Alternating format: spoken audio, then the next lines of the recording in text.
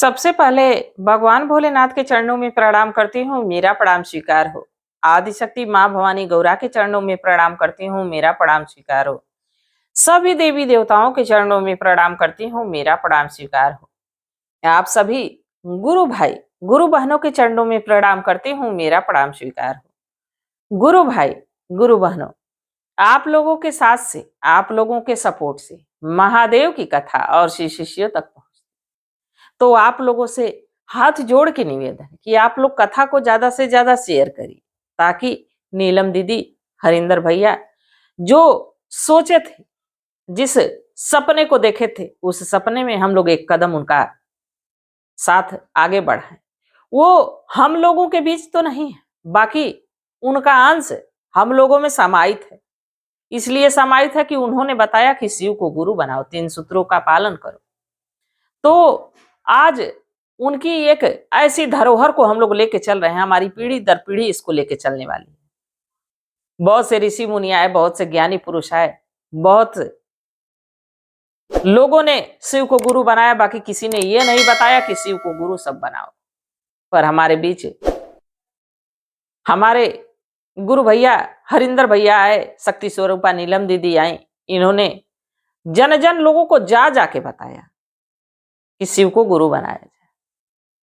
तो आप और हम उनके इस सपने को पूरा करने में अपना हाथ बढ़ाएं, अपना जो योगदान है, कहानी को लाइक शेयर जरूर आप लोग कर दिया करिए, ताकि महादेव की कथा सभी शिव भक्तों तक पहुंच सके।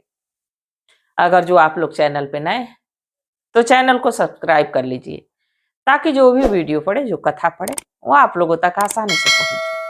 कमेंट में भगवान का नाम जरूर लिखिए, भगवान का नाम लिखने से, बोलने से सारे कष्ट दूर हो जाते, तो भगवान का नाम जरूर लिखिए। आज जिस कथा को मैं आप लोगों को सुनाने जा रही हूं, इस कथा सुनने मात्र से जीवन सुखी हो जाएगा, घर खुशियां भर जाएंगी। और जिसमें भगवान का गुणगान हो उसको पूरा सुनना चाहिए। पूरा सुन के ही आपको ये समझ में आएगा कि हाँ, हमारे जीवन में क्या होना चाहिए और क्या नहीं होना चाहिए। हर कहानी में कुछ ना कुछ ऐसा रहस्य रहता है जो भगवान की कृपा उसमें रहती है, जो हमारे घर में काम आती है, और वही हमारे घर को उन्नति की तरफ ले जाता है, हमारे परिवार को जोड़ के रखता है। और जब परिवार जुड़ा रहता है, जहां परिवार में मति रहती है, वहां परिवार विकसित होता है, विकास की तरफ जाता है, उन्नति करता है। और जिस घर में सुमति रहती है, कोई किसी से बोलता नहीं है, कोई किसी से पूछता नहीं है, कोई भी फैसला किसी ने भी ले लिया, हो सकता है वो फैसला गलत हो। जहां सबकी सहमति रहती है, वो फैसला अक्सर सही होता है। अकेले लिया गया फैसला, अभी आप छोटी सी बात का फैसला करिए ना, कब कंफ्यूज रहेंगे कि ये सही है कि नहीं है, सही है कि नहीं है। तो परिवार की सहमति बहुत जरूरी होती है, और जो परिवार को लेकर चलता है वो समाज में उसका नाम होता है, उसकी पहचान होती है। उसके नाम का यश उसके रहने पर तो होता है, उसके ना रहने पर, इसी पृथ्वी पे नहीं भी है तब भी उसका नाम चलता रहता है। जैसे हमारे हरिंदर भैया और नीलम दीदी कुछ ऐसा कार्य करके वो उस दुनिया को छोड़ के गए कि आज भी हमारे बीच वो जीवित है। आप लोग इस बात को मानते हैं ना? कमेंट में जरूर बताइएगा। एक गांव में एक किसान रहते थे। किसान बहुत ही गरीब थे, और इसी गरीबी में उनके 4 बेटे थे। छोटा सा खेत का टुकड़ा था, उसी पे वो हल चलाते थे, उसी पे खेती करते थे, उसी से अपने परिवार का भरण पोषण करते थे। 4 बेटे, एक पत्नी, किसान। धीरे धीरे समय गुजरता रहा। बाकी भले इंसान के पास थोड़ा ही धन है, अगर जो मेहनत करेगा तो उसी धन के बदौलत कोठा अटारी, महल, गाड़ी घोड़ा सब कुछ है, पूरा राज दरबार बना देगा। पर हाँ, कर्मशील होना चाहिए, कर्मठ होना चाहिए। भगवान कहते हैं कि कर्म करो, फल तो देने के लिए बैठा हूं। कर्म का करना तुमको जरूरी है। फल के बारे में मत सोचो कि क्या फल मिलेगा, मिलेगा, जरूर मिलेगा। जो किसान थे धीरे धीरे अपने बच्चों को भरण पोषण अपने खेती गृहस्थी से चलाते थे। बाकी कोई इस धरा पे रहने के लिए नहीं आया है, और जो धन कमाता है वो साथ जाने वाला भी नहीं है। आज को बढ़िया से जी लीजिए गुरु भाई, गुरु बहनों। आज को शिव को याद कर लीजिए क्या पता कब ये सांस रुक जाए। सांसों का क्या भरोसा, सांसों का क्या भरोसा, रुक जाए चलते चलते, थम जाए चलते चलते। जप ले रे मनवा शिव को, जप ले रे मनवा गुरु को, थम जाए चलते चलते, रुक जाए चलते चलते। ये जो शरीर एक मशीन है, ये कब बंद पड़ जाए, कब ये चलना बंद कर दे, अगले क्षण क्या होने वाला है, ये स्वयं हमको भी पता नहीं। हम आपको कथा सुना रहे हैं और अगले क्षण क्या हम कथा आपको सुना पाएंगे, ये हमें पता है? नहीं पता है। कुछ भी हो सकता है, किसी के साथ भी आप सुन रहे हैं, ये भी हो सकता है कि आप कथा पूरी न सुन पाए। कोई इस धरा पे रहने नहीं आया है।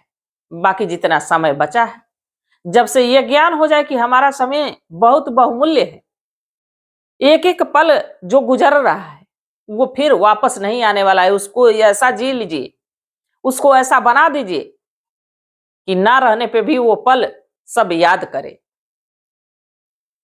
जो किसान था, एक दिन बीमार पड़ा, उसकी मृत्यु हो गई। अब किसान की पत्नी बची और 4 बच्चों को लेके धीरे धीरे धीरे धीरे वो मेहनत मजदूरी करके, बड़ा बेटा थोड़ा बड़ा था, उसी को से लेके उसे खेती में काम करती, अपने तीनों बच्चों 4 बच्चों को पाल के बड़ा की। समय बीता। अब जैसे समय बीता, बच्चे भी कुछ कारोबार अपना करने लगे धीरे धीरे। एक गया, दूसरा गया, तीसरा गया, चारों कमाने धमाने लगे। तो जो किसान की पत्नी थी, वो घर में तो अकेली रहती थी, बेटे तो इधर उधर अपना कमाने धमाने चले जाते। तो शिव को गुरु बना ली, शिव की आराधना करती थी, पूजा पाठ करती थी। समय बीतता रहा। अब जब लड़के कुछ करने लगे, कमाने धमाने लगे, तो एक बेटे की शादी कर दी, फिर दूसरे की कर दी, तीसरे की, 4 बेटों की शादी कर दी, 4 बहुएं घर में आ गई। बाकी एक दूसरे से बड़ा दाजा दाजी करती थी, एक दूसरे से काम के मामले में बड़ा दाजा दाजी करती थी। वो सोचती थी वो काम करे, वो सोचती थी वो काम करे। अब इस चक्कर में पूरा समय वो लोग उलझ के ही रह जाती थी। कहां तक किसान की पत्नी को लोग उसका सेवा करती, उसके साथ देती, माजी माजी कह के पुकारती। वो लोग उसको पूछने ही नहीं जाती तू खाई कि नहीं खाई, वो अपने में उलझी रहती। अब ये बात किसान के बेटों तक जाती। अब बेटे भी अपने में विवाद करने लगे औरतों को लेके। एक दिन जो बड़ा बेटा है, वो अपने सभी भाइयों से कहा कि ऐसा है कि हम लोग अलग हो जाते हैं, सब लोग अपना कमाएंगे खाएंगे, किसी से किसी की टेंशन नहीं रहेगी। तो मझले जो थे वो कहे कि बात तो सही कह रहे हो, सही बात है, किसी का किसी से झगड़ा तकरार नहीं रहेगा, सब अपना कमाएगा खाएगा। किसान की जो पत्नी थी वो कही कि बेटा अलग होने में होशियारी नहीं, एक साथ कोई काम करो तो काम जल्दी होता है, और तुम लोग अलग हो जाओगे तो उसी काम को तुम लोग अलग अलग करोगे तो काम आगे नहीं बढ़ पाएगा। बाकी उसकी बात को नहीं सुनते हैं। माँ तुम बूढ़ी हो गई हो, तुम्हें इतनी जानकारी नहीं है, तुम समाज को नहीं जान रही हो कितना आगे बढ़ गया, तुम घर में रहती हो, तुमको क्या पता है कितना मेहनत से कमाई धमाई होती है, कैसे कैसे घर चल रहा है। उसी माँ को तुम समझा रहे हो जिस माँ ने मेहनत मजदूरी करके तुमको रहना सिखाया, तुमको चलना सिखाया, तुमको बैठना सिखाया, तुमको समाज में जाने लायक बनाया, उसी को तुम बुद्धिहीन बना रहे हो। उसी माँ को तुम ये कह रहे हो कि तुम समझदार नहीं हो। अब चारों ने बंटवारा कर लिया। जब बंटवारा कर लिया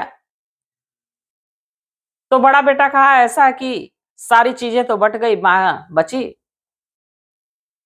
माँ भी वस्तु है गुरु भाई गुरु बहनों, कि माँ को भी बांट दिया जाए, माँ के टुकड़े होंगे कि 4 जगहों पे माँ बट जाएगी। माँ तो एक ही होती है और माँ होती है, वो कोई वस्तु नहीं होती है। माँ की उपमा, माँ की महत्व अगर जो करने लगो तो ये युग का कम पड़ जाएगा। माँ का कर्ज आज तक कोई उतार नहीं पाया है, ना ही उतार पाएगा। माँ के ऋणी सदा सब रहता है।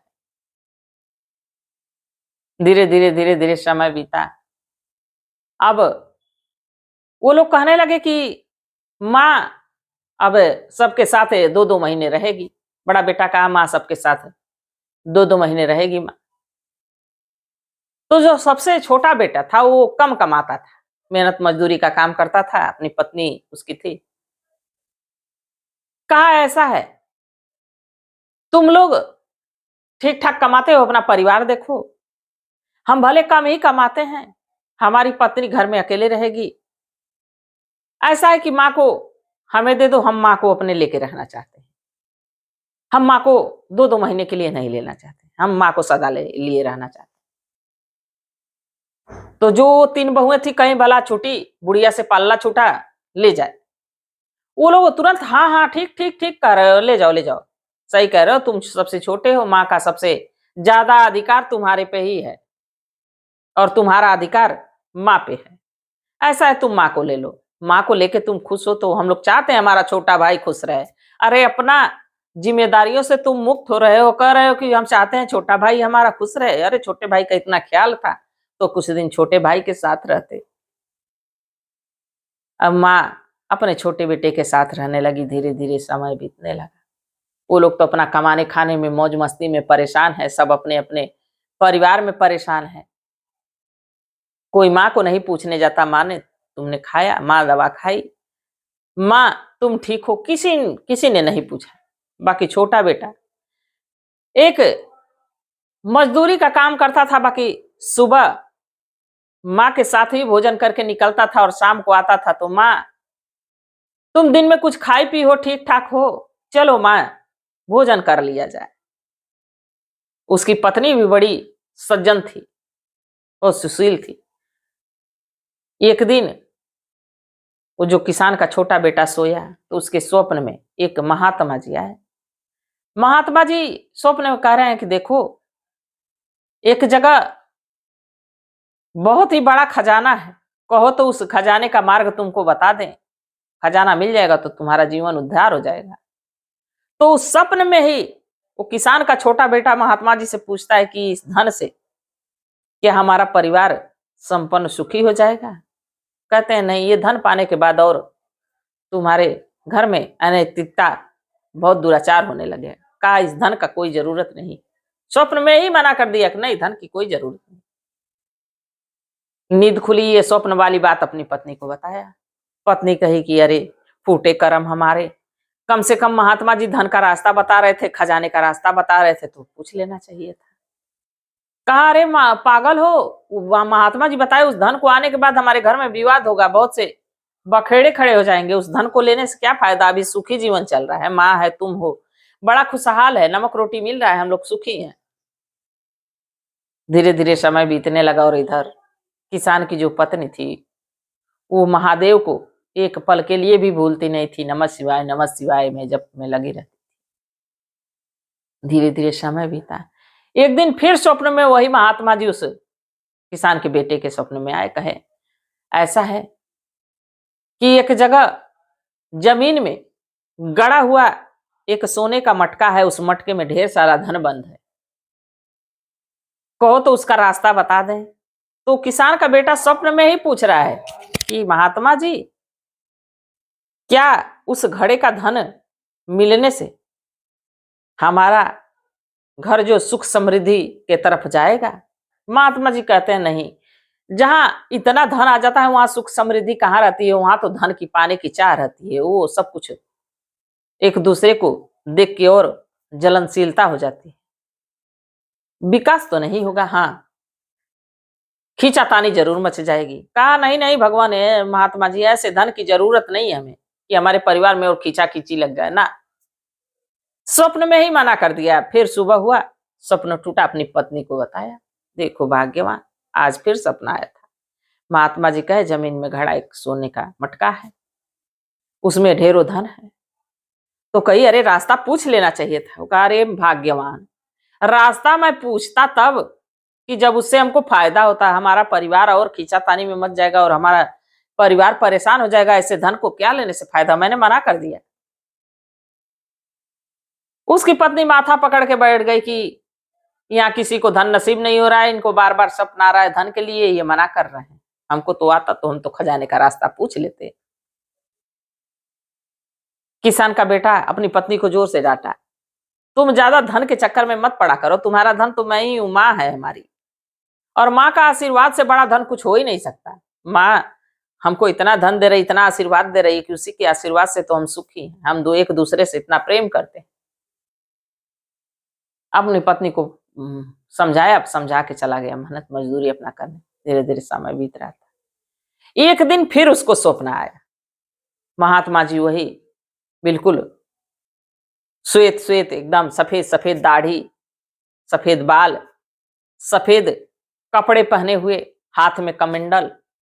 फिर वही स्वप्न में आए, कहे बेटा ये बताओ, एक जगह एक महात्मा जी तपस्या कर रहे थे, वहीं एक राजा जा पहुंचे। महात्मा जी उनको बड़ा आशीर्वाद दिए, और राजा आशीर्वाद पाके इतना खुश हुए कि उन ऋषि मुनि को 2 सोने का सिक्का दिए, और वो सोने का सिक्का जहां वो तपस्या कर रहे थे वहीं पे है, क्योंकि तपस्या करते करते वो देह को त्याग दिए, सोचे इस धन का क्या होना है, वहीं पे छोड़ के वो सिक्का आज भी वहीं पड़ा है, कहो तो वहां जाने का तुमको मार्ग बता दूं। तो जो किसान का बेटा था कहा कि महात्मा जी ये बताइए, क्या वो सिक्का हमारे घर में आएगा तो हमारे घर का कुछ अच्छा हो सकता है, हमारा घर का माहौल बदल सकता है, हमारा घर खुशहाल हो सकता है। महात्मा जी कहे कि हाँ बिल्कुल। तो कहा तब महात्मा जी बता दीजिए। महात्मा जी उसको उस सिक्के तक जाने का रास्ता बताते हैं। नींद खुलती है, किसान दौड़ते हुए जाता है, अपनी पत्नी से बताता है कि आज महात्मा जी बताए हैं 2 सिक्के सोने के, वहां जाने का रास्ता बताएं। तो कही कि जब ढेर ढेर खजाना बता रहे थे तो जाने का रास्ता ही नहीं पूछे, या 2 सोने का सिक्का बताएं तो रास्ता पूछ लिए। तो कहा अरे भगवान मूर्ख मूर्ख तुम, वो जो खजाना बताते थे उसमें विवाद था, उसको पाने से सब कुछ नुकसान था, और जो सिक्का बताए हैं भले 2 ही है, सुख है, शांति है, हमारा घर उन्नति की तरफ जाएगा। कहती अच्छा ठीक है। अब दोनों पति पत्नी जाते हैं उस बताए हुए मार्ग पे, तो सत्य में वहां एक चबूतरा रहता है, उस चबूतरे पे कुछ धूल रहती है, धूल के पास 2 सोने के सिक्के पड़े रहते हैं। दोनों उठाते हैं, लेके आते हैं। अब एक सिक्का लेके जो किसान का बेटा है जौहरी के यहाँ पहुंचता है। जौहरी सिक्के को देखते कहता है कि ये तो अमूल्य है, इसकी कीमत तो मैं अपनी पूरी दुकान, पूरा ये शहर बिक जाए तब भी नहीं लगा सकता हूँ, हाँ जितना मेरे खजाने में है उतना दे सकता। किसान कहा ठीक है दे दो। किसान का बेटा उस धन को लेके गया, अपना घर द्वार बनाया, अपना बिजनेस शुरू किया। अब रातों रात एकदम बिल्कुल उसके घर का हुलिया ही बदल गया, उन सबका रहन सहन बदल गया। माँ को अच्छा कपड़ा लता दिलाया, पत्नी को अच्छा गहना कपड़ा सब कुछ दिलाया, सब कुछ बढ़िया। अब ये बात तीनों भाई देखे, जो तीनों भाई थे वो देखे कि अरे ये तो रातों रात इसको आखिर कहां से खजाना हाथ लग गया। तो एक भाई बड़ा वाला आया पूछने, माँ से मुलाकात हुई, माँ कैसी हो। माँ कही कि बेटा टाइम मिल गया हमारी हाल चाल पूछने का। मैं बढ़िया हूँ बेटा, तुम कैसे हो। बताता है, कहता है कि माँ मेरी तो बड़ी दुर्दशा चल रही है, क्या करूं, इतना कमा धमा रहा हूं, बड़ी तंगी में हूँ, परेशान। परिवार का खर्च ठीक से नहीं चल पा रहा है, पत्नी अलग लड़ती है, बच्चे अलग लड़के। अपनी सारी कहानी माँ को कह सुनाया। माँ कही अच्छा बेटा समय है, सब ठीक हो जाएगा। माँ के पास भाई माँ क्या कर सकती थी, जब माँ को तुम्हारी जरूरत, तुमने माँ को छोड़ दिया। बाकी माँ तो माँ होती है, कभी अपने बच्चों को वो टूट के नहीं बोलती है। अब धीरे धीरे समय बीता, फिर दूसरा लड़का भी आया, फिर तीसरा भी आया, सबके दिन दशा खराब। एक दिन तीनों रोते गिड़गिड़ाते पहुंचे, उनकी बड़ी हालत खराब, धन नौकरी छूट गई, धन बर्बाद, सब त्राई त्राई खाने के लिए। माँ कही ऐसा है बेटा कि हमारे छोटे बेटे से पूछ लो कि तुम लोगों को इस घर में रहने की जगह है कि नहीं, क्योंकि तुम लोग तो हमको बांटा ही दिए थे, तो हमें तो ये नहीं पता है हम किसके घर में रहेंगे। अपने छोटे भाई के पास गए सब, तो छोटा वाला भाई कहा कि भैया ये घर आप ही लोगों का है, माँ आप ही लोगों की, हमसे पूछने क्या आवश्यकता है, हम तो आप लोगों से छोटे हैं, आप लोग आराम से इस घर में रहिए, बढ़िया से आप लोग माँ के साथ रहिए। भाई ये सब सुन के गदगद हो गए, खुश हो गए, आंखों से आंसू गिरने लगा। कभी कभी दुख में ही नहीं आंसू गिरता है, सुख में भी आंसू गिरता है। सब भाई खुश हो गए कि देखो हम लोग जिस भाई को खोटा समझ के छोड़ दिए, माँ को बूढ़ी समझ के छोड़ दिए, वही माँ वही भाई आज हमको स्वागत कर रहे हैं, हमको बुला रहे हैं। पूरा परिवार एक साथ मिल के रहने लगा। धीरे धीरे वो घर विकसित हो गया, सभी लोग एक साथ खुशहाली से जीवन जीने लगे। तो एक माँ का आशीर्वाद, एक बुजुर्गों का आशीर्वाद जो हमारे सिर पे बना रहे, छत्र छाया बनी रहे, तो दुनिया की कोई ताकत उस घर को तोड़ नहीं सकती है। जब एक साथ सब लोग मिल के रहे तो इसको कोई तोड़ने वाला नहीं, कोई दूर करने वाला नहीं।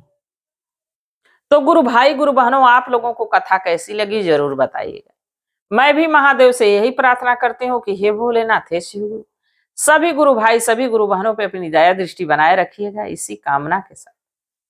हर हर महादेव।